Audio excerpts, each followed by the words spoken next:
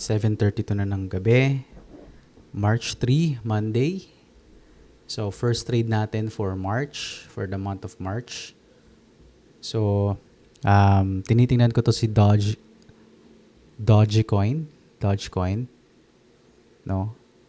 So, tingnan natin kung magta-trap dito sa level na to. So, mark ko muna ha. Dito. Ito yung buying area natin. Possible na may mang trap dyan. So, place tayo ng trade. Doon lang sa nearest na. So, 1:2. Targeting ko na nga itong ano na to. Ayan. Kahit dyan. Para may allowance naman. Ayan. 1:2. Okay. So, yan ang ating. Tingnan natin yung leverage. Ito, dito tayo nagkamali dati. May capital na tayo kaya hindi na kailangan ng ano. So, yan. Tingnan natin tong trade na to kung mag-play out. Mark na natin to. Limit order. First trade sa March. Okay, $2 lang kapatid. Risk management pa rin. Sa dulo, risk management pa rin na magtatagumpay. Okay? Ayusin ko nga ulit. Yan. Yung target natin. Yan. Open short. Okay? So, yun yung target natin. So, second trade. Hanap pa tayo ng dalawa pa. No? Let's go. Ang ating second trade would be si LTC USDT. Place tayo ng trade dito. Okay, but 50 leverage to. Ayan, mag-check natin.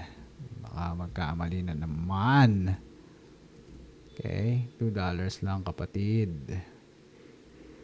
Okay, bakit ko siya binili? Kasi wala lang, trip ko lang. Malakas yung downtrend niya, so possible lang na mag-liquidate lang dito yan sa isang strong area na to. Sana hindi na siya umabot dito kasi pag umabot dito, possible na tayong matalo niyan. Pero ito lang inaasahan natin, itong malakas na move na to. Na itapikin niya naman sana to no? So yun, yung second trade natin si LTC. Hanap pa tayo ng isa. Let's go. HBAR USDT. So ito yung ating tina-target na level. Ayan, gusto ko man-liquidate muna bago siya tumuloy, bumaba. No? Tingnan natin to. Place na natin yan, kapatid. Iyon, no? Ayan, no? 1:2 lang lagi. Yan. Okay na tayo dyan. Okay, tapos na yung 3 limit orders natin. So, nag-place lang tayo ng 3. Una, si Doge USDT. Si LTC yung pangalawa, tsaka si HBAR yung pangatlo. So, bukas sana mahit yung mga orders para makita natin kung ano yung mga dapat nating i-improve pa. No? Parang sarap nito. Dito siya. Pero, ito talaga eh. So, yan. Abangan na lang natin. Matulog na tayo para less emotion. Huwag na tayong titingin ng chart. Parang set and forget na lang siya. No? Tingnan natin kung may hit siya or not. Okay? Let's go. Okay, so ito yung trade results natin last night. Lahat nakuha natin. Nako, ang ganda ng mga salo natin, guys. Perfect natin yung 3. So first trade is si Dogecoin. Perfecto. Doon siya nang liquidate sa area na yun. Okay? So win tayo sa Dogecoin. Sumunod si LTC naman. Panalo tayo as you can see. At laki ng inangat kasi 1:2. Si LTC tingnan natin. Uy, ang ganda rin. Sobrang ganda. Doon talaga siya hinito. O kahit dito, okay lang eh. Okay? Yung third natin is si H-bar. H-bar nga ba yan? H-bar USDT. Ito yan eh. Pang. Yun no. Muntikan pa.